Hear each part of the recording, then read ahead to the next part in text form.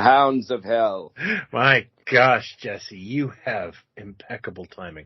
That was my dog. And welcome to Pod Stallions. My name is Brian, and with me to my left is Jason. How are you, sir? I'm all right. A fine mahawk to you, sir. It is Hallows Eve. It is pretty close, yeah. No, I'm just revealing the curtain. Even though it's like, what, the 20th? We're actually going to be posting this on Halloween. Yes, then yes, it is. It is the night before Halloween. Yes. You're right. Tomorrow the candy goes on discount.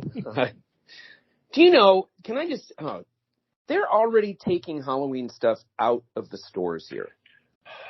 And they're putting up, I swear to God, not only did I see a section for, things you put outside the house and in the house, like sort of autumn themed, tchotchkes and things. Not exactly Thanksgiving, but not exactly Halloween. And then I saw in the card section, not just Thanksgiving cards. And who the sends those anyway? I don't get those. Also, and I'm in the card industry. Christmas cards. There's Christmas cards. The end of the we're doing a big push right now. It was like October 17th, for God's sake. Oh, no. I can actually, I have a story. And that is, my wife and I are doing a renovation right now. I've been living in the basement, for about 2 weeks. It's pretty terrible. And we went to, Rona to pick up some light fixtures. And the Halloween section was already on clearance. I don't get it. And the Christmas section took up the entire area. And it was weird because it had a display of like reindeers facing the stuff on clearance. And they look like the stuff on clearance looked like it was staring daggers at, because it's Halloween. But I was just like, oh my God, I think it was the middle of the month. I think it was October 15th. Whoa. And I know I'm not crazy or just like, mixing up my history, but like the joke used to be like the day after Halloween, the Christmas stuff. That was bad. That was bad enough. I can back up your story. That was bad enough when it was, you didn't even have a mourning period of 24 hours of just let the stuff go on discount and let people, have a little tear in their eyes. They walk down the aisles and think, oh, is Halloween already over? That's what it used to be like the next day. I was in a Target in, New Jersey in 1999 and it was Halloween and I was at Chiller Theater and I can honestly remember watching Target employees, like remove the Halloween stuff and put Christmas stuff up. Yeah, I did it once. That hour. Yeah. I confronted someone once about it. No, I mean in a fun way, but it was like... Did you go on YouTube? It was like the 28th, and I was near that section looking at stuff, and a guy starts putting up like Halloween or a Christmas deck, and I go, whoa, what are you doing? What's going on? Like, oh, it's over. It's time. It's over now. I said, no, it's not over. There's 3 days to go before Halloween. You can't see me right now, I am saluting you. Get the manager. Yeah. Get the manager right now. This is ridiculous. You know what, Jason? You are the opposite of a Karen. I am. I can't. Jen? I'm a Karen. I don't know what the opposite. I'm a Karen Moore. Here's the problem. The funny thing is, for the longest time, Christmas was kind of beating Halloween. And then when you got to sort of the early, up to the mid 90s, early to mid 90s. As soon as the latchkey kids got some money. Halloween really started to ramp up where, there was more happening. There was more aisles were taken up with stuff and wasn't just one little corner. And for a long time, Halloween was got more attention than Christmas did because it was for everyone kind of. And the last few years, it seems like people or stores just can't wait for Halloween to go in the bin and start getting the Christmas shit out. I mean, it's also, as a collector of monster toys, it's frustrating because a lot of these toys were rare because they came and went during the Halloween season. They were seasonal, yeah. And then there was this sort of impression that crap wouldn't sell year round. And that's where they were wrong. Like, you know, if you remember, I can remember when I turned 10, my parents let me walk to the plaza, which was a couple kilometers away, so, and across the highway. So, but I can remember that they had a Shoppers Drug Mart in there, and oh my God, like, I would visit their Halloween section every day.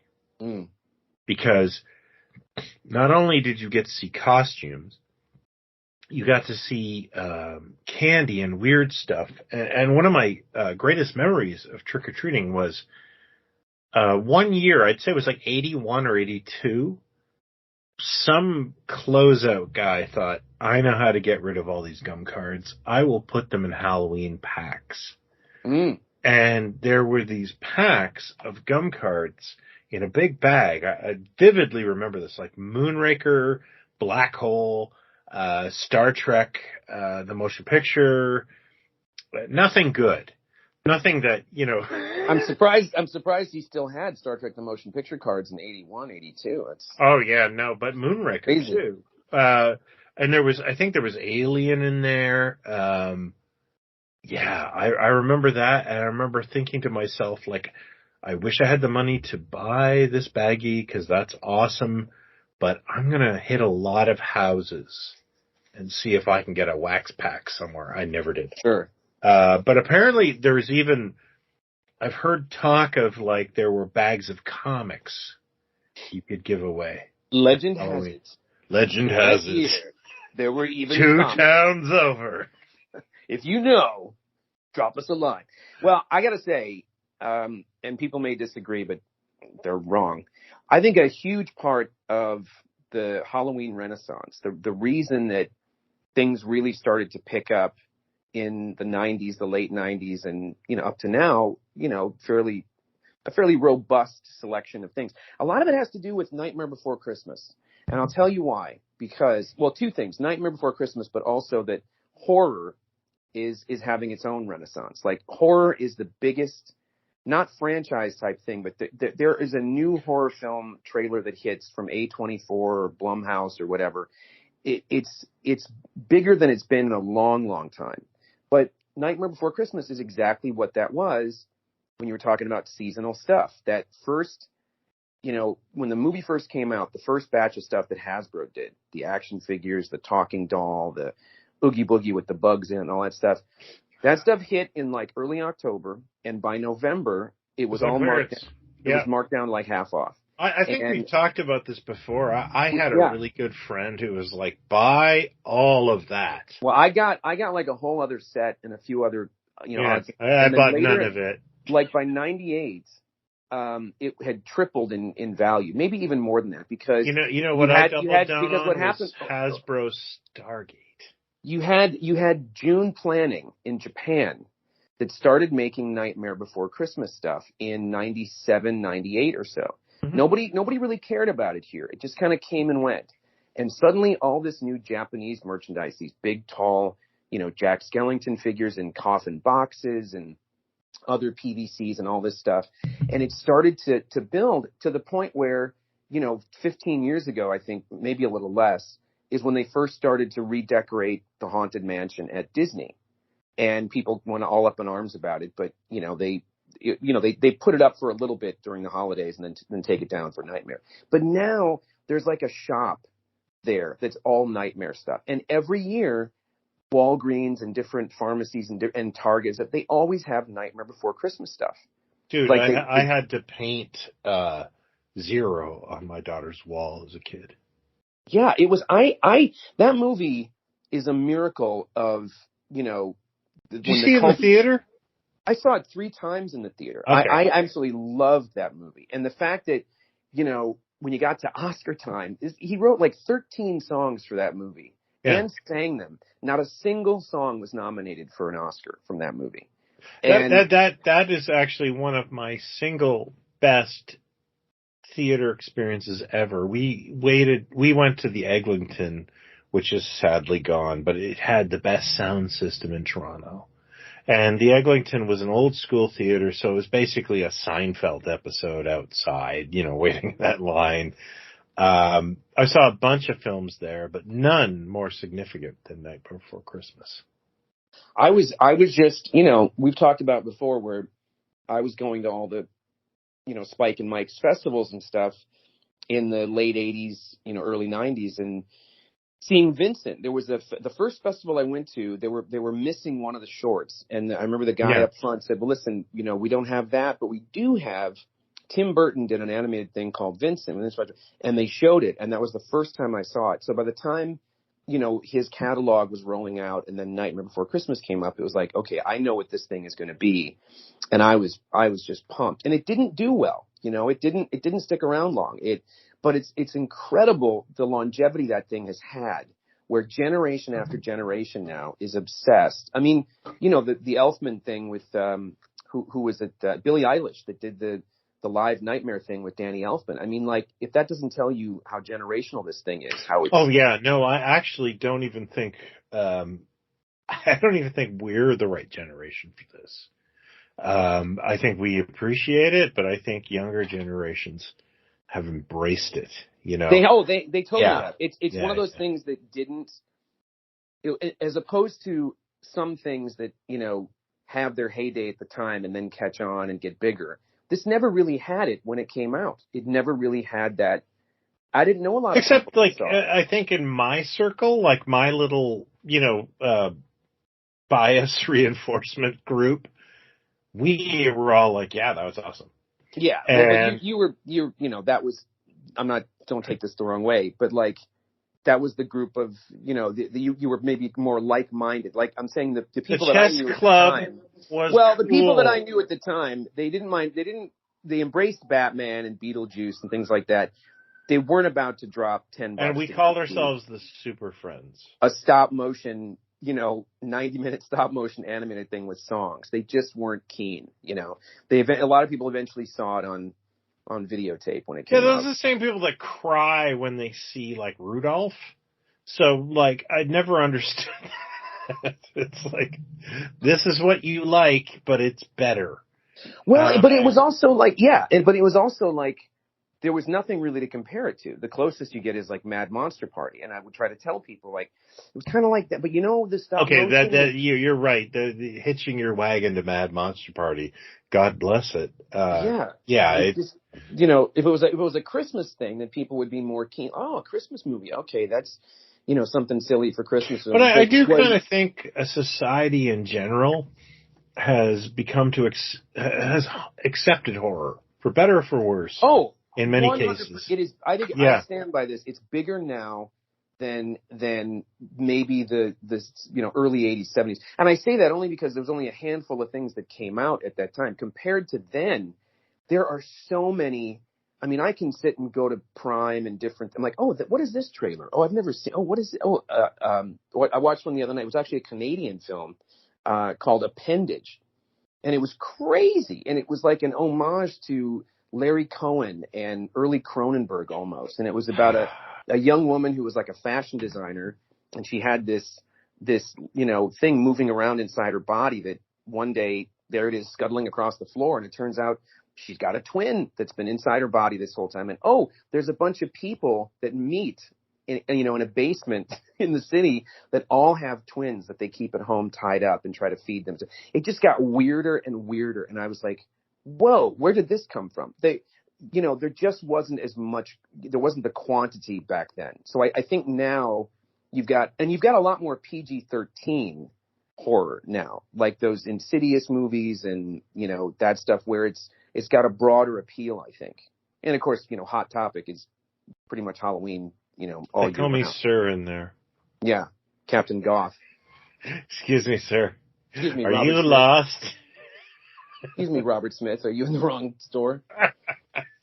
But this all blends into the episode we're doing, which both of us failed. Can you remind me what we're doing? To title. But yeah, it was kind of like. Oh no, it's Trick or Treat Grab Bag. Trick or Treat Grab Bag. So we had thought of a couple of topics, and then we thought, you know what? Let's just put it all into one big. This is our new mind baby. Yeah. We're just gonna freeform Halloween. as an experience, as like for me, Halloween, it's just like warm and fuzzy. Oh my God, warm and fuzzy.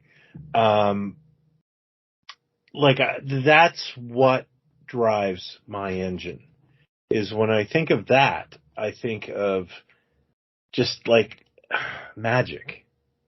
The world just gets weird. I think we're lucky because I think most people dig Halloween. I mean, I've never met anyone that doesn't like it or like, oh, I can't wait till it's over kind of thing. I have. Because we love monsters and monster movies and horror movies and Hammer horror and, famous monsters and Fangoria and all the Starlog that put horror stuff in it and whatever. We forgot the Monster Times, Crestwood Books. We gravitated toward this stuff, already. And we're just kind of waiting for, the larger world to kind of catch up and, with toys and things like they. You know what? You make a good point. I often feel like Mark Hamill at the end of that Amazing Stories that we both have mixed feelings on, where it's like, yeah, this is cool stuff. You know what I mean? I've had girls from my grade school and high school come up to me on Facebook and go, "You were always into neat stuff." And it's like, yeah, I felt self-conscious about it back then. You're like, why didn't you say it then? Yeah, why couldn't you have just thrown me just after I got my ass kicked that day? Yeah, like, my goodness, I had no idea. Like, I thought I was just swimming up the stream. Yeah. Well, it's the stuff that we're kind of already into that we gravitate towards. And then, I think about like, it's all part of the same soup, but it's like, for me, it's really sad when I think about it because I've been away for so long. But it's really connected to the changing of the seasons and what the Twin Cities, what Minneapolis, St. Paul, is like when the wind starts kicking up and the skies get gray and it gets a little more chilly, but not too cold. And it's just the best time of year in that town. It really is. And, here I don't really have it so much. It does, it does get cooler at night, of course, but it's not the same thing. It's not the same thing as like seeing the leaves change and, those big piles of leaves going down the street and stuff, which, when I look at, and I know you don't like it, but the original Halloween, when I look I love the original Halloween. But I know, but when I look at the town, when I see that on film, I go, oh my God, that really kind of reminds me of my neighborhood growing up. Except and what it looked like tree. In the fall and the wind kind of flipping around and just it's just, it adds to the flavor of the monster stuff and everything else. I did not grow up as north as you, believe it or not, because you're a Minnesotan and I am an Ontarian. You actually grew up further north than I did. But I think we had very similar weather because of the Buffalo area. Yeah. And before you know it, by Halloween or November 1st, you might have a snowfall. Like it's already, ours were more temperate than yours because you were on par with my, where my wife grew up, Timmins, Ontario.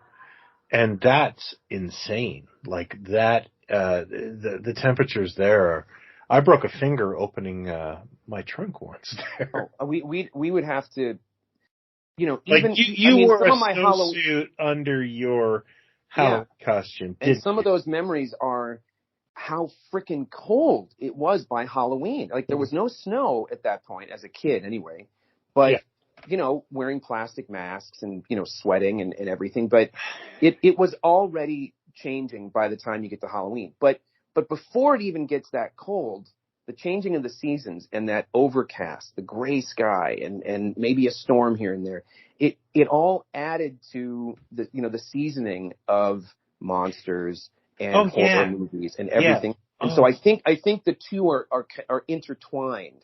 Like I can't think, no matter where I am for Halloween, I can't think of the seasonal thing. And, it's almost like, as weird as it is here, having Christmas without snow. Seeing Christmas decorations. You know what? I live outside of Toronto, and I've had Christmas without snow. But you know what I mean? Like if you're in California and you see Christmas houses decorated for Christmas, it's a little weird. It's a little weird if you've grown up with snow. No, I've seen it in films enough. I can't place the movies, but there's so many California-based films that are set at Christmas. And all they do is just put tinsel and stuff around. Like, all right. You know, there's dive bars around here that still have tinsel. Yeah. I'm not against it. It's just a little odd. And so I think that the time of year and all of that combined with everything else, and it's spooky and scary and fun, and that's the other thing about Halloween too, and all these, costumes and candy, whatever. It runs the gamut from completely innocent and silly, like whatever it is you're into. Downright sexy. Well, if you want to do like a month of Halloween type movies or scary type things, you can run the gamut from, what wouldn't be a scary movie or a horror kind of movie to watch during, October. Well, you could have a huge list, but then you get to the ones that is Jaws, is that a horror movie? Should we be watching that in October? And should we, and you can play with everything from, gore. Because Joe Bob will come and condemn you. Oh yeah. Yeah. You wouldn't like that. No, it's bad. But it's all kind of, there's more variety now. There's more, I think it's bigger with kids too. I think it's one of the things that's still kind of, kids don't watch movies. They don't go to movies. They barely watch shows. They're mainly on TikTok and YouTube and, playing with those kids with their tablets. YouTubes and the TikToks. And I don't even know if I'm guessing little kids still go out for Halloween and stuff. But I think, teenagers and, that's actually do Halloween parties. That's one thing I wanted to talk about was trick-or-treating 2023. When I was a kid, that was like a Spielbergian scene. Just how many houses participated in it, the efforts people put into it. I can remember people would do skits for us. Oh, wow. And dress up, and it was always great because we had to, my best friend was named Will, and around that time, and Will and I had to take his sister Dee Dee with us, and we didn't want to. Total, you could make a plot of a movie here, and we would try to go to all the places, and I just remember once that we were greeted by Morticia at the door, and Igor brought the treats, and my buddy and I were killing ourselves. Will and I just looked at each other, and we were laughing, and then we looked, and his sister was crying, and we both just we were laughing more, Well, I remember there was always a house near, it's not like we went that far as kids, and at this point, my brothers are older, so I think my mom or my dad is kind of taking me around. Yeah, maybe, my sister, maybe a neighbor and a neighbor kid or something. I forget the details. My sister's 5 years older than me, so I think when she stopped doing it, I was just old enough to go with friends. Right, you might go in a little gang or something. But there was always a house, we'd always go kind of around the block, and then on the other side of the street, and half of that, because the further down you went, the less, domestic. It was more closer to the freeway kind of thing. And there was always one house that had kind of a haunted house kind of thing, where you could come inside the house, and they put up black tarp and walk through this way, and put your hand in that. And what is this? And then I never got that full experience. Oh yeah, there was always one, and there was always one house that was my favorite, and I've said this many, many times, is the family that made the little goodie bag that had the Smarties in it, and maybe a piece of hard candy and a candy bar, and then a spider ring or an eyeball. Oh yeah, those little orange bags. Yeah, they would make them little, and I was like, oh man, that was the jackpot for me. Yeah, it was a jackpot because you knew that it was just going to be a grab bag, of crap. But I think that's where, that's got to be a toy fetishy type thing right there as a kid, where I'm like, Halloween candy's good, but there's a plastic spider ring in there too. That's awesome. Dude, I'm pretty sure if I search this desk right now, there's a plastic spider ring. But you know what I mean? Like it was like it was like a. Oh yeah, no, I'm just saying. There was a Japanese candy. They still make it, and I don't know what. I think it's just called rice candy, maybe. And it's in a little box with that. It's like a little little cat that waves his hands. That type of thing on the box. Okay. And it's a rice candy that's kind of chewy, but it's got this rice paper around it. So you take it out of the little plastic sleeve. And when you put it in your mouth, the rice paper that's around the gel cube, you feel it dissolve on your tongue, and you chew, and it's almost like a gummy, but it's like a rice flavored. So you get super high. And they used to make them, and in the end of the box was another little mini box. So one end you open, and the candy comes out, and the other end you open, and there would be a little toy inside the end of that box, like a little plastic car. Or a little plastic lion or something. And I was obsessed with this candy because you could only find it in a few spots. It wasn't in like normal, grocery stores. And I don't remember how I got it as a kid, but anything that gave you that little bit extra, and that was probably tied to eating cereal with prizes inside of it. Oh yeah, no, that's the whole driving motivation behind Toy Ventures, is I want to give a prize every time. Yeah. It should be a positive experience. And like the UK magazines, because the UK magazines did it way back in the, when they were doing 2000 AD and stuff like that, they always had like a paper Dan Dare flyer that you could make attached to the front cover. And that's definitely where I stole the idea for Toy Ventures, was like the Beano. Because I got a Gnasher hand puppet as a kid. That's Dennis the Menace, the British version's dog. Yeah. And that was the greatest thing ever. Yeah. I couldn't believe it.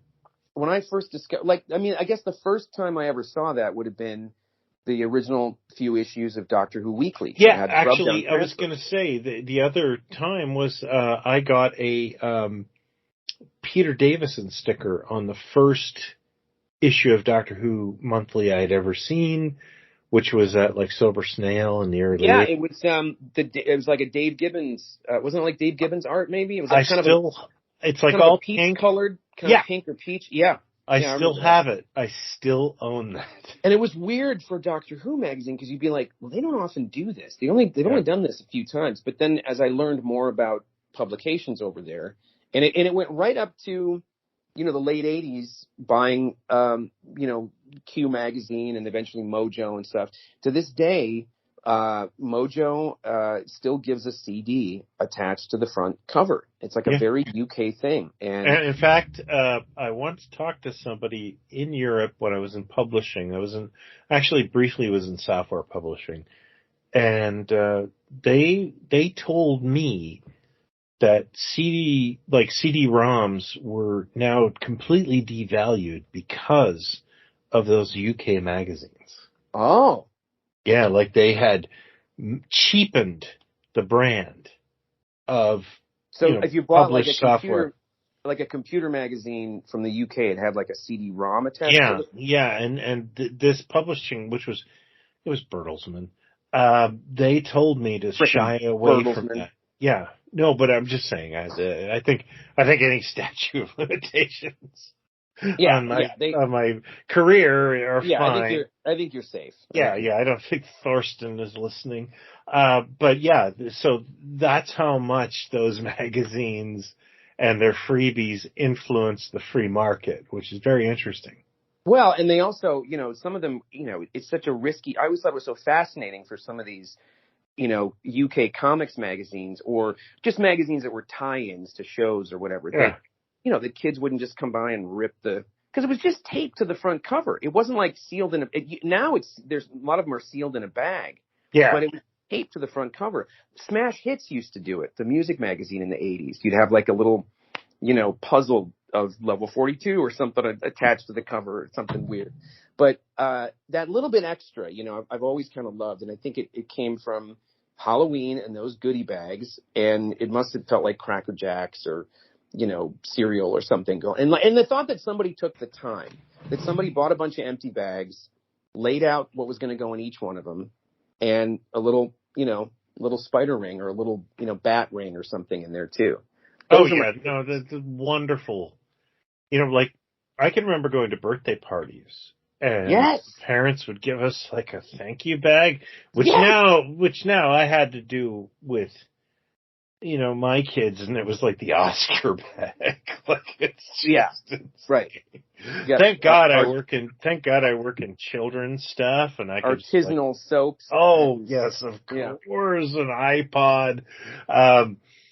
But yeah, I remember going to a parent's house, and they said, "Oh, thanks for coming, Brian," and they gave me like a rack toy. Jets. It only happened at a few kids' parties, but the first time it happened, it was like, what? What is this? Like, and it had like 4 or 5 things in it, and I just was like, I gotta go to more parties. This is fantastic. I'm pretty sure my mom spent a whole $4 on that gift, so giving me something of equal value is weird. But yeah, I remember that, and just to counter a point, my dad sold rack toys at that point. But even then, it was sort of special to get something back. Yeah, it's just whenever it's, if it's unexpected, it's the part of it is the unexpectedness of a little treat that suddenly, remember how you every now and then in the box of cereal, there'd be 2 prizes by accident. Happened to me like 2 or 3 Never times. happened to me. Oh, never happened to me. I have been the onion ring and French fry recipient a million times, so it's not quite the same thing. It is, but close, really close. Have you kept those onion rings, those stray onion rings, all these years, and put them in a case? And they're part of me. Visit them every couple of weeks. What about costumes? Were you more homemade? Were you more store-bought? Oh gosh, no. We've probably done this before, but I don't care. I remember my earliest memory is going to my grandmother with like a thread and going, "Can you make me a Batman costume?" And thinking that was going to happen in 5 seconds. All I have is this thread. Yes, and I thought, do your deca-deca-do. And that's probably like an ongoing conversation I could have about my expectations of things. But what she did was she just took me to Woolco, and she bought me the closest thing to Batman they had for sale, which was the Collegeville The Bat, which is my first experience with knockoffs, not my last. Right. Clearly it started a trend. Yeah, well, the next year, I was the Spider. Oh. And I was wearing that mask that is immortalized on the Steve Miller The Joker. Right. LP, which I don't like. I don't really. I only remember a couple. I mean, I must have gone. I remember once as a very little kid, like a clown. It was like a hand-me-down costume from one of my older brothers. Yeah, when you're too young to protest, I was a kitty cat. Yeah, I have a very vague memory of the clown thing, and then Vader and Spock. I think pre-Star Wars, did one of the Spock, the one that has his picture on the chest, whoever made that costume. But I don't really remember all the stuff in between, because there must have been a new thing I probably did Star Wars twice, like Vader and maybe a Stormtrooper one year or something, but I don't remember. Yeah. I actually, for a guy who has pretty good memory, I actually struggle with a few of them. Because there's no photographic evidence of them. Right. But I know I was, the earliest one I can remember is being a kitty cat, because there's photos of it, and I'm probably like 3. And then I was the Bat, and I was the Spider. And I know one year my mother just came home and said, "You're the Lone Ranger." And I'm like, "The who?" You're like, wait, for the town? Yeah, yeah. Am I No. Just for Halloween, Brian. Yeah, but I was kind of like, I remember that one going like, okay. And I want to say she did the same thing of like, let's get you a Star Wars. And I'm positive I was a stormtrooper, but I cannot find a single bit of evidence to that. And I know I was Yoda, Boba Fett, and I want to say my last Halloween was Creature from the Black Lagoon. No, it wasn't. It was Sid Vicious. Oh, that's a good one. Yeah. Basically, or Johnny Rotten. I can't remember who I was going for at that, but my sister helped me with that one. I was 13 years old. I got a lot of accolade for that one. It was fun. I think my last one I remember, again, must have been 12 or 13. Yeah. It's that time when people would talk about it and they go, are you still gonna, you do go out for Halloween? Like, well, I mean, this was going to be my last year, but yeah, I mean, just this last time. And it was like a last minute thing, and it was Dracula, and slicked the hair back, did a little V on the forehead, did some white makeup. I don't know what I wore for a suit, but then needed a cape. And so we took a black trash bag and tied it around my neck, and I walked around with a trash bag cape. That was the last. And I think I've only dressed up a couple of times as an adult for Halloween. As much as I love this stuff and I love seeing people dress up, and, every year in West Hollywood, there's a parade. It's not a parade. It's more like they cut off West Hollywood, Santa Monica Boulevard for, a huge distance. And it's just like this, like a Mardi Gras type parade thing where everybody is just, the costumes are incredible. Like, I remember one year it was like, people were dressed like like they were in Amadeus, but it was all bubble wrap. Like every outfit was made of bubble wrap. And the Martian girl was on roller skates. She had this hoop dress, and people really get serious. And it's fun. You can't drink on the street, but you can go into the bars in West Hollywood and get a drink, but there's always lines and stuff. But you just walk, 7, 8 blocks just to take all this in. And I love that stuff.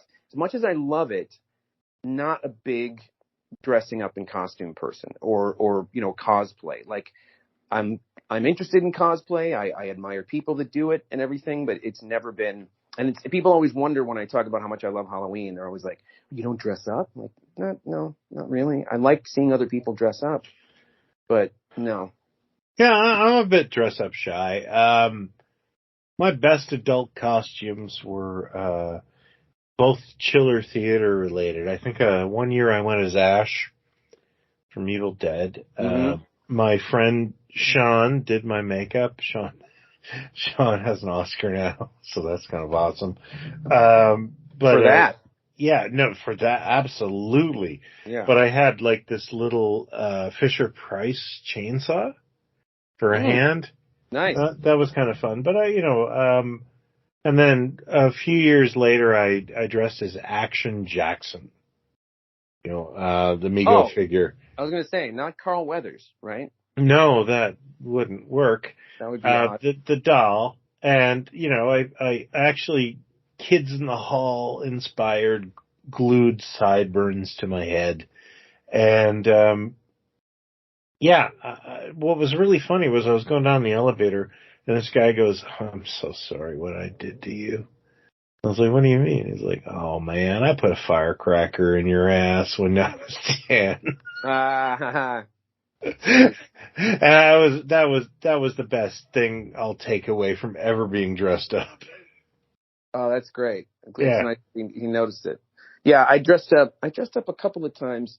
Once was Alex from A Clockwork Orange in like the late 90s.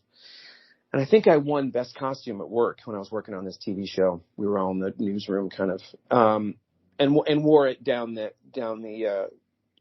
West Hollywood and walking around. And what was the other one? I can't think of the other time. Might have been Spalding Gray. I went as Spalding Gray one year. No way. No, I'm kidding. I didn't go as Spalding Gray. Oh, I was going to say, you too? I'd love to see a little kid go as Spalding Gray. Just carry a chair around with him and sit behind it and just start monologuing every few feet. That would be funny. You know, when I was a kid, I saw Where the Buffalo Roam. It doesn't surprise me. I mean, yeah, I don't know. Like in the theater, you went and saw in the theater? No, it was on. I think it got quickly sent to television. Yeah, it did. And I remember I don't know who had it, but it was like a calligraphy pen. Uh-huh. And I walked around the house with sunglasses and that calligraphy pen in my mouth for longer than I want to admit. I believe it. Yep. You should. That would have been a good costume.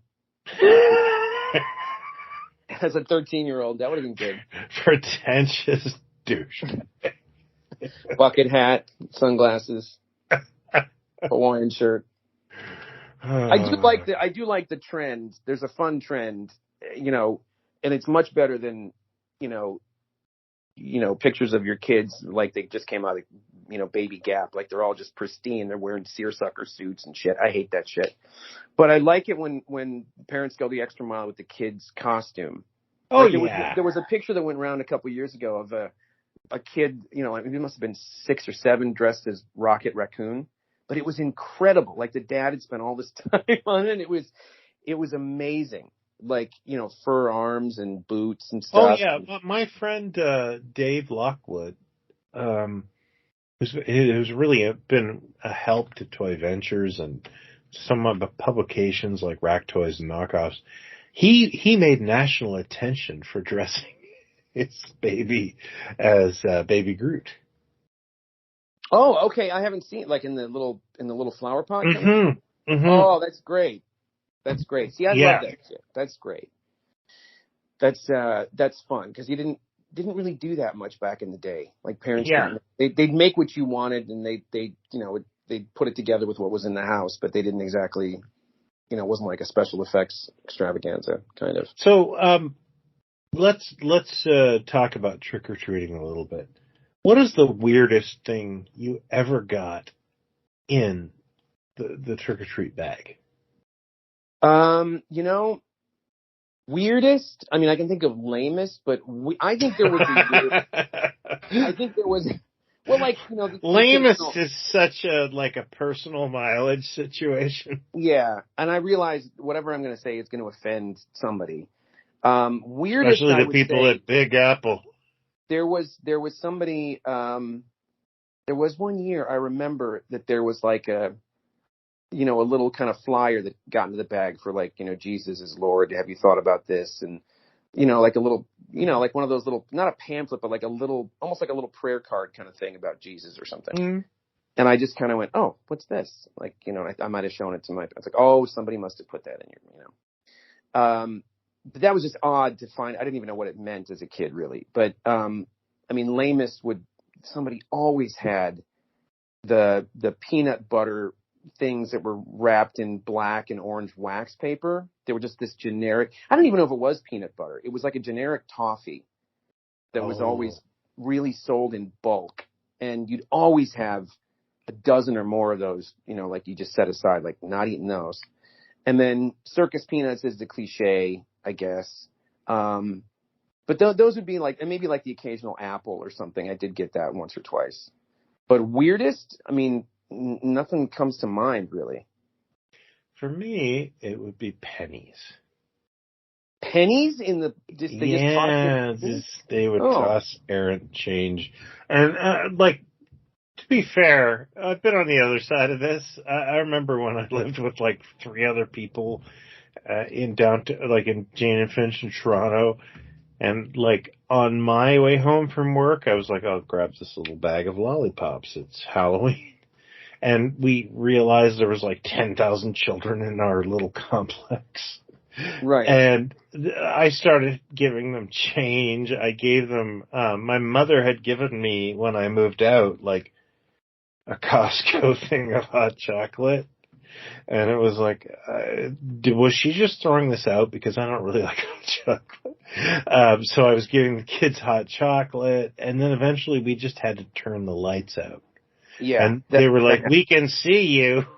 But I mean, the penny thing is not that. I mean, it's weird, but it's not that crazy in that for little kids, pennies were like, oh, if I get 10 more of these, I can get this. Or Yeah. like, there were gumball machines, and there were, it's just not a thing anymore, really, for I mean, kids collected pennies probably more. Like, I guess I kind of get where they're coming from. It might not have been that they ran out of Zagnuts or whatever. Like, to me, it reminds me of I think it's the second episode of the Christopher Eccleston Doctor Who, where he doesn't have a gift, and he's just like, oh, I bring my gift, the air from my lungs, Oh, yeah. Yeah, it's, I mean, it's a little odd, I guess, but, maybe you get 5 pennies, you get 5 more, you get a dime. Before you know it, you got a pack of gum cards. It is odd. I've never heard that before. I've definitely never heard that before. Okay, yeah, no, and I think it's also like the violent way they were flicked into your bag. Yeah. I'm gonna break your chips.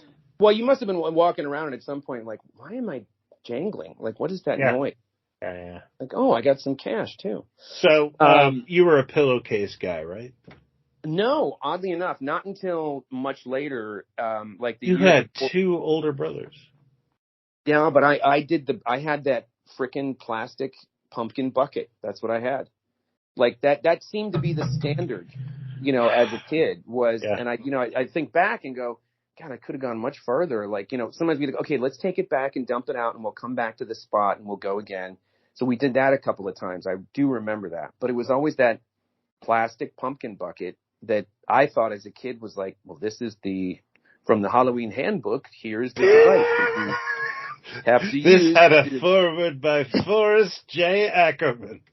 I don't use this throughout the year except for tonight with what it was made for, to take candy and put it in. The Forey's Almanac.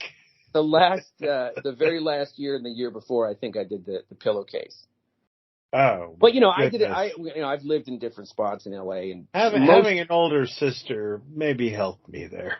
Most of the places I've lived were not conducive to trick-or-treaters because it was in an apartment, a complex, even if it was 2 stories with a pool. Like, nobody came to that building. And then when the last apartment I lived in, they just asked you to bring candy to the lobby. And, I have no idea who took it. Yeah. And then other places that I lived was like, you'd have to kind of come out further from where the property was, like out toward the sidewalk. They didn't know. Did you leave the light on, whatever? And I remember one year, this is maybe, I don't know, 7, 8 years ago, wherever this spot was I was living, where as the night went on, these kids were like, they were like 25 years old. I mean, they were little kids. And then at a certain point in the evening, these kids were like, trick or treat. And like, whoa, yeah. Dude. And they would drive in from other areas. Like in LA, they don't just stick to the neighborhood. They jump in the car and go to the next neighborhood with these big sacks, these big pillowcase things, and just go nuts. Let me tell you a story because it's funny. We have a friend who got married about 10 years ago, and his wife had a son. And so we got to know the son. He was in high school right by us. And we were trick-or-treating with our kids one night, and he comes walking by, and he's like 17. And my wife goes, Matt, and stops him. And he's like, hi. Because he's not even in a costume. He's just trick-or-treating. Yeah, that was the other part of it. And she goes, open the bag. And she just grabs like peanut butter cups and goes, you can go. Yeah, but that was another part of it. Is like some of them, like you could tell they sort of like stuck a wig on. But slapped on some blood on the mouth or something. But then as the night went on, it was like, what are you dressed as? We're punks, whatever. Like 5 guys in hoodies. Yeah, we're the guys coming to take your shit. Give us some candy. It was like, you're not even trying. Like, what are you? But you know what?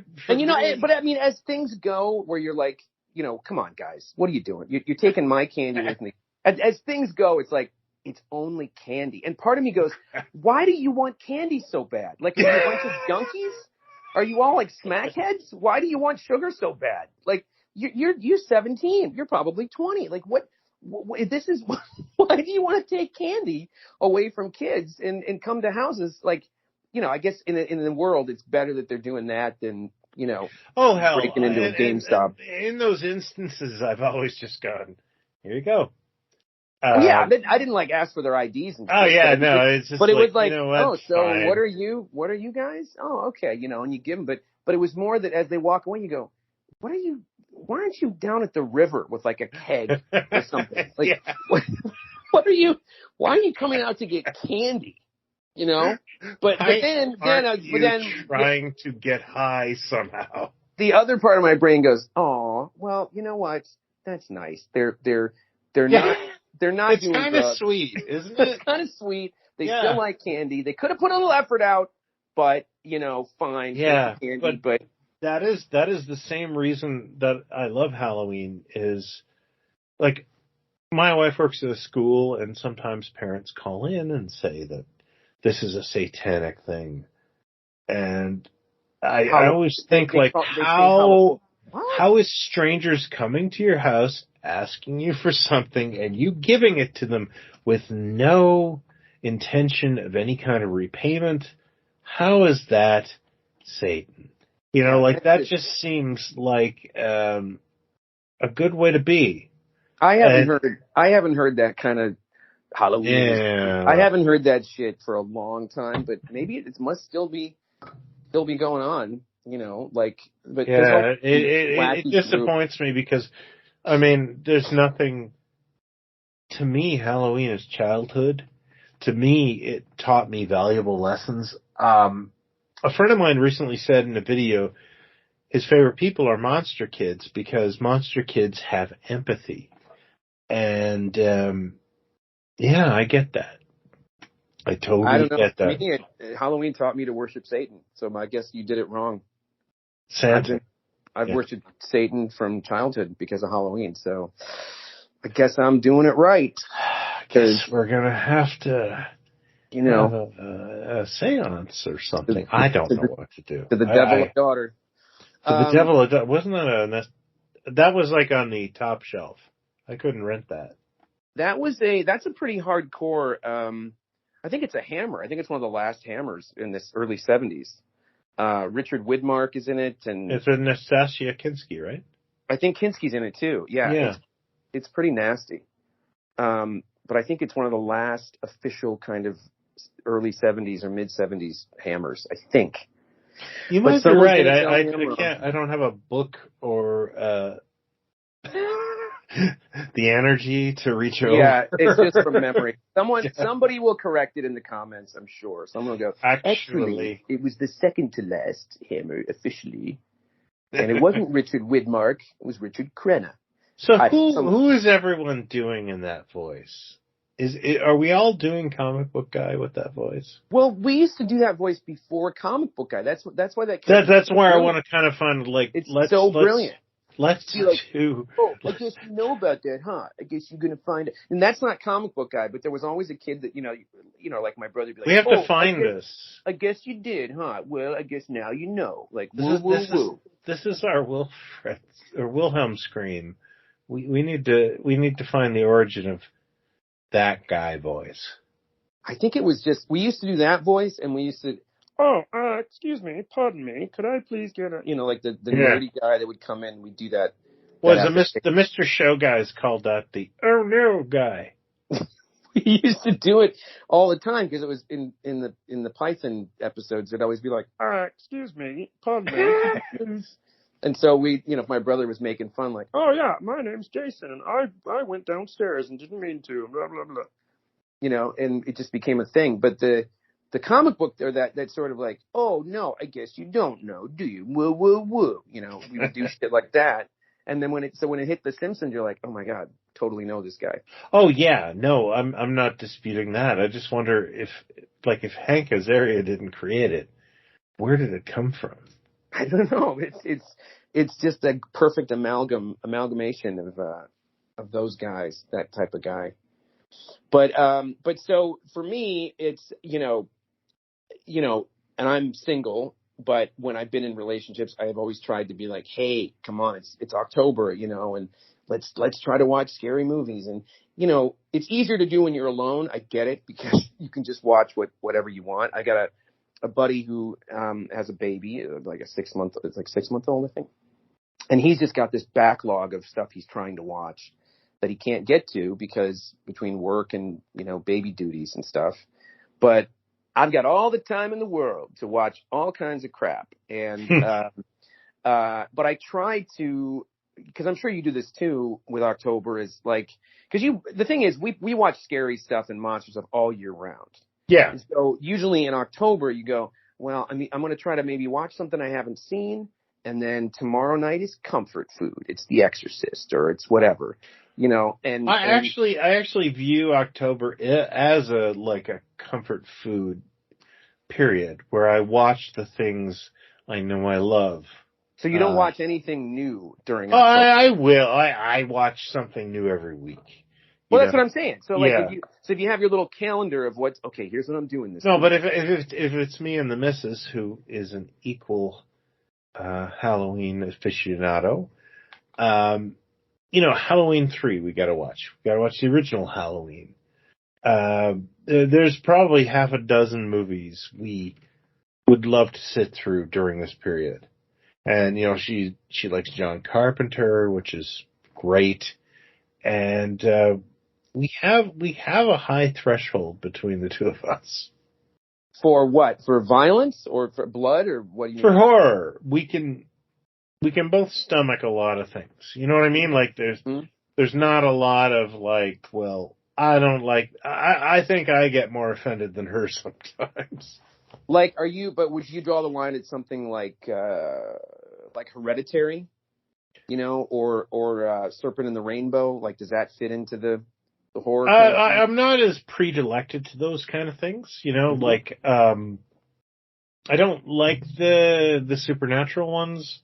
Okay. In the form of demons and spirit, ghosts, but that's just a personal preference, I'm not going to denigrate anyone for liking those kind of films, but and you don't like slasher either. No, I just personally despise them. Yeah, I don't dig a slasher either. Like, I like horror, like stuff that's got more of a sends a shiver down your spine kind of thing, and it might have killed. But like any of the torture porn stuff, like any of the Eli Roth and the Saw stuff, it's just not my.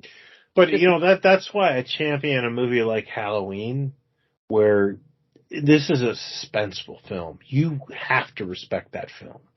Oh yeah. But there's a lot of stuff that just copies it. Like, I can't sit through a Friday the 13th.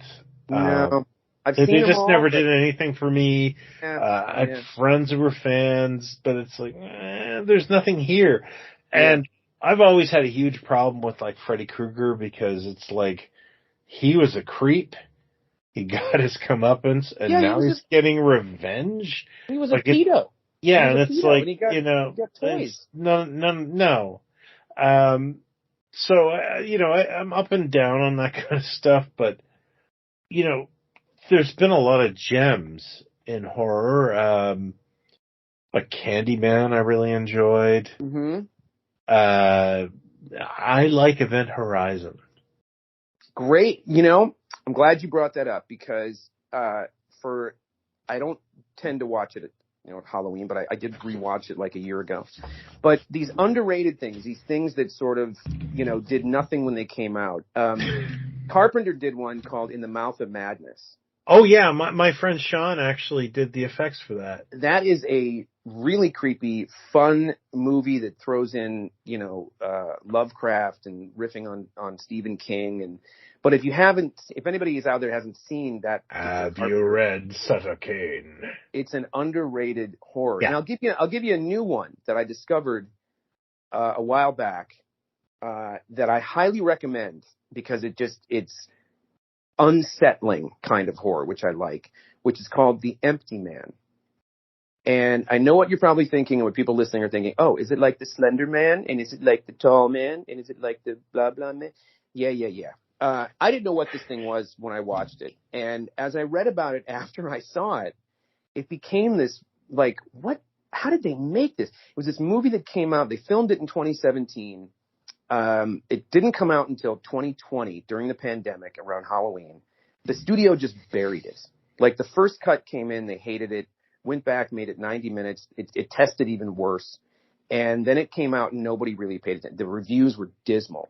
But if you trust me and my taste, I recommend The Empty Man. It is a disturbing, not graphic, not bloody kind of thing, but put it this way. It's got like an opening, a prologue that's 20 minutes before the title credits come up. And it's, in like Nepal or something. And it's about this game that kids do where like the legend is if you make a little sound with a bottle or something and say, empty man come, empty man go, that, and like day 1, you might hear him. Day 2, you might see him. And day 3, something happens. But this lead character is a former cop who's friends with this neighbor and her daughter that has gone missing. And he's trying to figure out and it just keeps going. And you're like, where is this going? Stephen Root shows up in it. The main guy is, the main guy you recognize is, James, Badgedale, I think his name is. He's been in loads of stuff. But it's really good. It's like a creepy horror, like where is this thing going? And, that's hard to pull off, but some of the shots and the way this guy, first time director, filmed it. I love being surprised by stuff, like, did you bother with the newest Evil Dead Rise? No, I didn't. Yeah, it is hard. It is hardcore.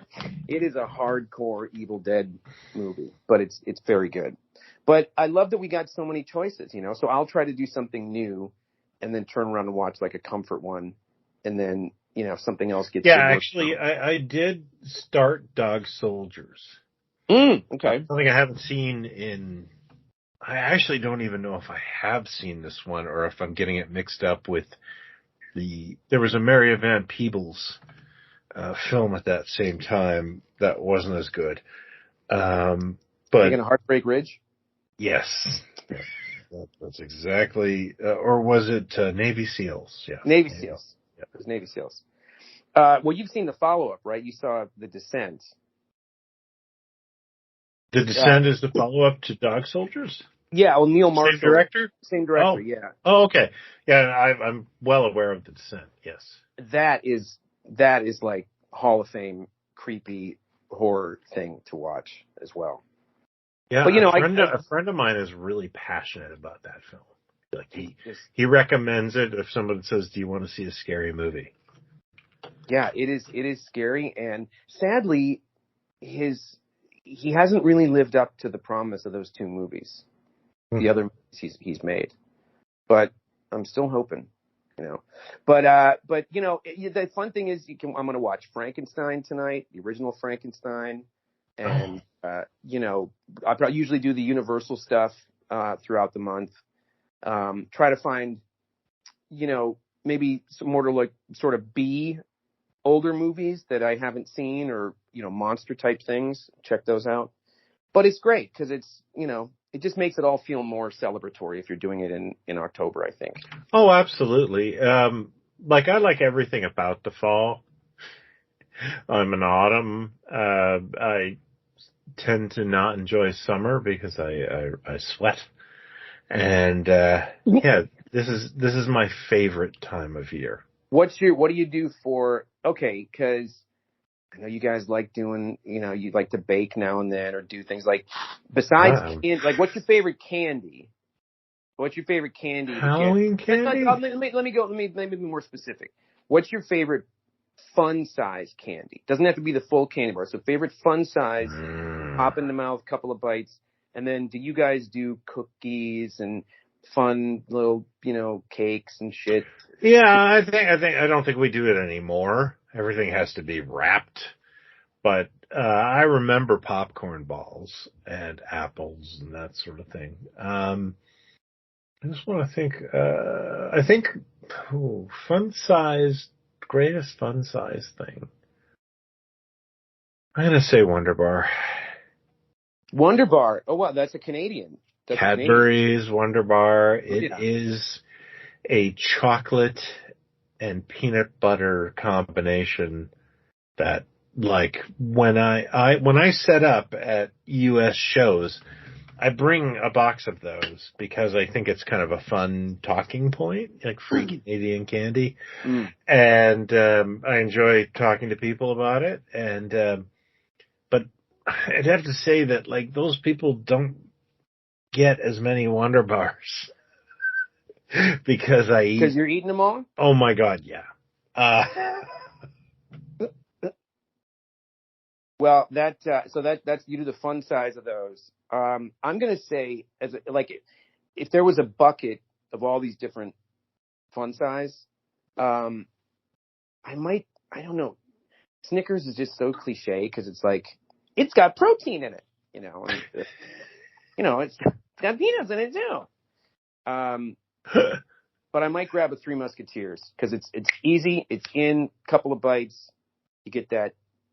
Yeah, I think there's something weird between your Three Musketeers and our Milky Way. I can't remember. No, it's I think it's do you have the Marathon bar? No. Okay, because in the UK the Marathon bar became Snickers, but they're nothing like each other. Okay, but there's some sort of Mars bar, Three Musketeers, Milky Way thing going on. So maybe the Mars bar, your Mars bar is our Snickers. Has it got peanuts in it, the Mars bar? No. Okay. So Three Musketeers, your Three Musketeers doesn't just have nougat in it by itself? It's been a while. Well, you should have had this shit ready in front of you. Start taste testing. I'm sorry. What's wrong with you? Please accept this resignation. But the beauty of that other element of Halloween with candy and such scrumptious things, yeah, maybe you can't get a cookie that looks like a pumpkin or a ghost all year round, but you can get candy all year round. That's not seasonal, so you can do it all year round. Whereas Christmas stuff, it's kind of like, who eats a fruitcake, after the holidays? Who eats a fruitcake at the holidays? Nobody. Nobody's ever eaten a fruitcake in their lives. I think there's only 122,000 actual fruitcakes in existence. Really? Yes. Well, they just keep getting passed around. Still not being eaten. Yeah. What's fun too is going on to YouTube. There are so many Halloween TV specials that are just floating around on YouTube. And I just watched one. The year there almost wasn't a Halloween. 1979 with Judd Hirsch. Oh, yeah. Marriott Hartley. I think we've brought this up before, but I don't remember it, but you might have brought it up. That really hasn't aged well. It is so dire. I am Disco Dracula. Marriott Hartley's the witch who refuses to fly over the moon to start Halloween because she wants like a raise and stuff. And John Shook, poor John Shook. It's like, who do we got that can play Frankenstein's monster? Is John Shook available? Yeah. This big dork. Big dork with a weird face. Yeah. Put him in the makeup again. Get him in there. So he's Frankenstein's monster. And I think the werewolf was who's the guy from the Bob Newhart show that spoke monotone? He was always, hey Bob. He's not Bob, not the neighbor, but the guy that, Mr. Carlson or whatever it was in the Bob Newhart show. Really? Mr. Carlson? Wasn't it Mr. Carlson? I think he was the werewolf in this, or the Wolfman in this thing. Oh my God. Did you ever see the remake of the Wolfman, by the way? With Benicio and yeah. Joe Johnston? Yes, I did. I saw it. Yeah, I watched the director's cut a couple weeks ago. It's got like 20, 30 extra minutes kind of thing. That's a good movie. It's not a fun movie. It's very dark and very sad. But yeah, I left that movie thinking, I'm not sure why I don't care about this. Because it did a lot of things right. Yeah, I guess like the stuff that was weak when he turns, and it's so violent. I didn't expect it to be quite as graphic and violent as it was. But it kind of makes sense that Andrew Kevin Walker wrote the script and it was R-rated. I'm like, yeah, this is, R-rated old school monster stuff. So I like the I like the transformation. I mean, I like the wolf, the design that Baker did and stuff. Mm-hmm. But, it's not a bad movie. I don't know why it gets so, gets no love. But the director's cut is better, I think. Really? I have to check that out then. Yeah. Yeah. It's pretty easy to find. But, what else did we miss? Anything else? Any other Halloween highlights? Things, traditions? I don't, pardon me. I don't remember. You guys have Mischief Night, and I don't remember that in Canada. Every night with me. Right, of course. Mischief. As you know. Are you also part of the Purge crew? Yes, I'm also part of the Purge crew, halftime each month. The Mischief Night, is it what is this the night? What is this again? I don't know if I know what this is. Well, October 30th. And what happens? Mischief. Well, but I mean, does that mean like egging houses and toilet paper? Yeah, I guess so. Yeah. Oh, that kind of makes sense. I don't know if I've ever heard it called. I guess that makes sense.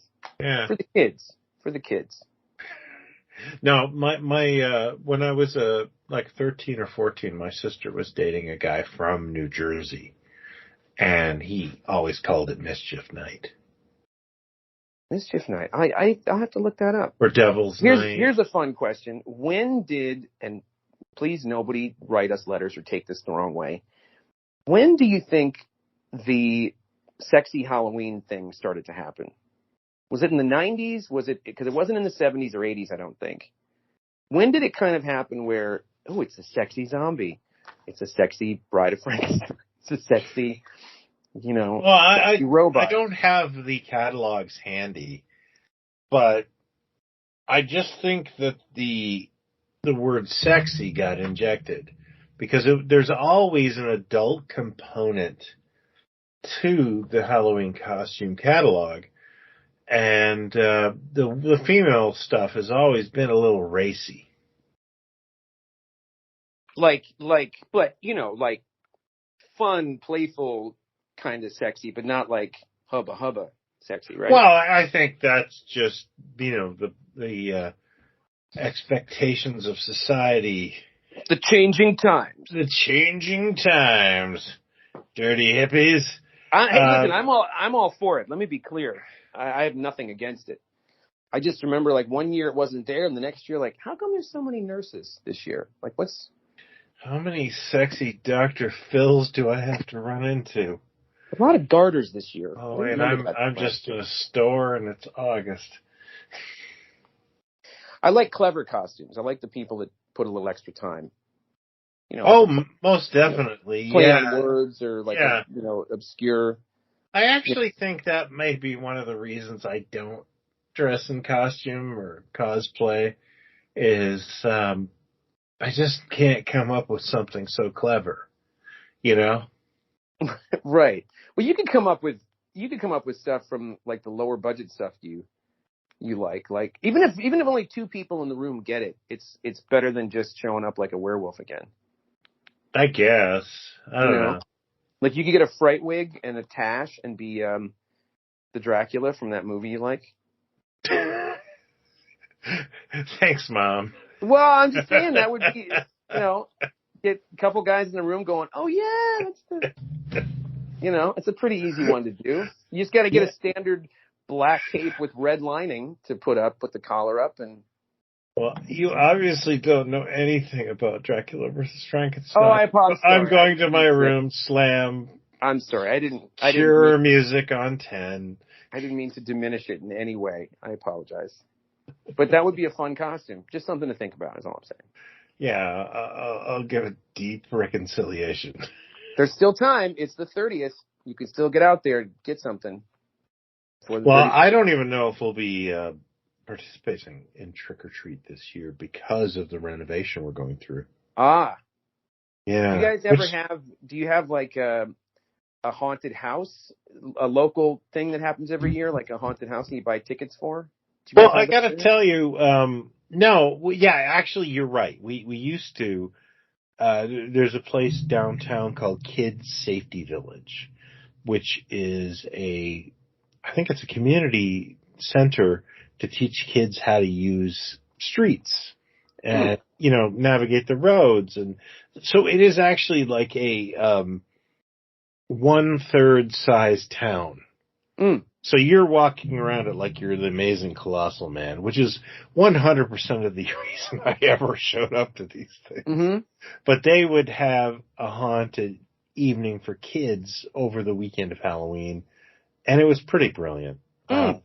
Absolutely super fun.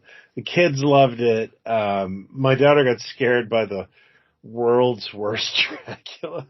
Like, we're talking an 8th grader with like shoe polish, Count Floyd. He got up and she freaked out. And I actually have video of it because you can hear me going, oh, and turn the camera off. I actually, now that I think of it, I don't remember what this connection was, but I must have been 6th grade, 5th or 6th, 7th grade or something. Somebody who knew someone was like, hey, there's a haunted, that haunted house type thing that's up there, whatever it is. We need some people for Saturday night to, put on makeup and be ghouls and kind of jump out and kind of scare people. I think they gave us like $10 each or something. And me and my friend were like, yeah, we'll do it. Totally. And so we did it. And I just got the shit beat out of me because, you're trying to go like, blah, and it's like, boom. Oh, someone smacked in the face. And then like someone else like side of the head and then, kicked in the shin. And then I was just black and blue by the time the thing was done. We put makeup on like zombies kind of. There's a picture somewhere. And that was it. I'm like, okay, I'm never doing this again. Forget it. I can remember when I was, I think 12 or 13, I was at the X. It's one of those horror, Chamber of Horrors dark rides that's still there. And at the very end, a carny, like wearing like a Kim Mitchell iron-on, would come out at you with a rubber mask. And I punched that guy right in the head. Oh, man. And I'm sure that like my little boy fist didn't do much, but like, times 100. How does that work? I guess you didn't really get what the haunted house was. One day it was like we'll just start jumping out at people. Instead of it being like this immersive experience where, creepy things are floating around, take your time. One year all of a sudden it became, no, jump out at people and scare them. That's all it is. And that's all they became. And that was my one night of doing that. And I was like, nope, I'm done. Too dangerous. Did you also learn the lesson that being a pin boy sucks? Being a what? A pin boy? A pin boy? Yeah. At a bowling alley. Oh, a pin boy. Yeah. It was like being a pin boy, basically. Yeah. A friend of mine was trying to recruit me for that. Yeah. That's very, very close to what it was like. Yeah. I thought, well, we could meet some girls. Maybe we can meet some girls. Yeah, it's a good idea. I'm like, what were we thinking? We're in makeup, jumping out at people, scaring them, getting smacked. Yeah, we met some girls, but they punched us in the face. They want nothing to do with you. Nothing to do with a zombie, a dead person. So there you go. There's a bunch of Halloween treats for you to put in your pumpkin bucket. Yeah, let us know some of your Halloween traditions or stories. This is just kind of a free-for-all. Yeah, your favorite candies, stories, costumes. What's a go-to movie or show that you watch every year? Hey, what is your favorite costume of all time? Like of people, you mean, or of me? No, what that you wore where you were strutting around like you were John Travolta in 1979. It's got to be the Darth Vader from 77, 78, whatever it was. Yeah. It's got the picture of him on the chest with the yellow background. Oh, I know it well, yeah. Yeah, the plastic mask with the giant eye holes. And there's a photo, I think I've sent it to you, where I had like a windbreaker on underneath it, my mom's red gloves with leather palms, and I don't know what I was wearing, for trousers and boots and stuff, but like the least threatening Vader of all time. But and I had a stocking cap on too, like to make it look like the helmet, kind of thing. And that had to be because A, I've got a picture of it, and B, it was just like I remember finding that costume and going, "What? Oh my God! They made costumes for Star Wars." and just scooping it up right away. And I was always kind of pissed they never made a Han Solo. Ben Cooper never made. They made Luke. I think they made Leia. They made Boba Fett, Yoda, Vader. I don't know if they made Chewbacca, if that was too hard to make, but I think they did. I think they did. Yeah. They made R2, which is weird. That's a weird costume, a weird mask. They made 3PO, Stormtrooper. They did not make a Han Solo Halloween costume. And let me tell you, I wrote a few letters to 20th Century Fox back in 77, 78. Never heard back. Never heard back. I would have to say for me, Boba Fett was That's the a most great costume. badass I ever felt. Although, Johnny Rotten would be a close second because there was a confidence in that. But damn, Boba Fett.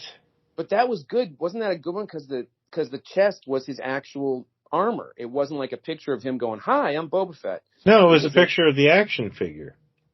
Oh, was it? Yeah. Oh, I thought it was the armor. No, it's like his action figure. Oh, so it's like he's wearing a t-shirt of his action figure. Yeah, which is totally cool because I've probably done that in my life.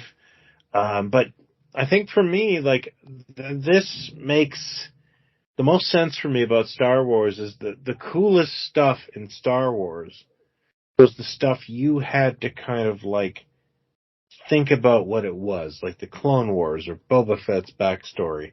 So it just became kind of your thing. Yeah. So Boba Fett, to me, was this incredible badass. Yeah, and a total mystery at that point. Nobody knew anything about it. And I loved it. And, the Clone Wars, you just wanted to know more, and you had your own vision for it. Yeah. And I think that actually kind of works for the backlash of this, too, it didn't meet people's expectations because it was all in there.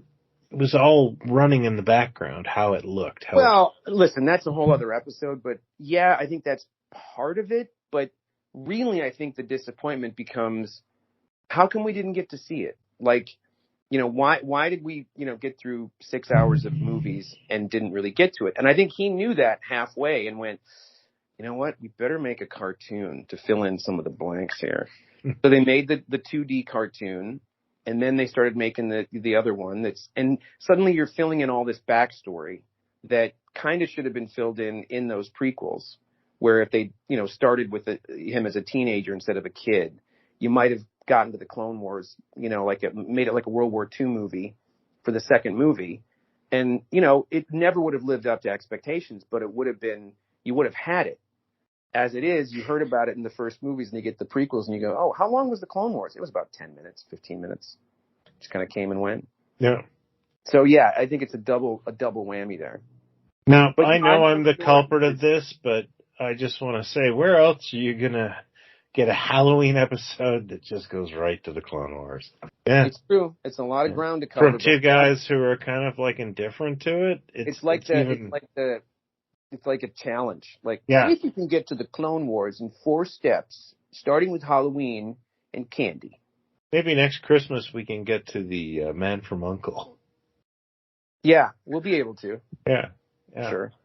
No problem at all. Well, there you go. Let us know, everybody. All right. Yeah. And happy Halloweeny to everyone. Happy Halloween, and we'll be talking to you soon.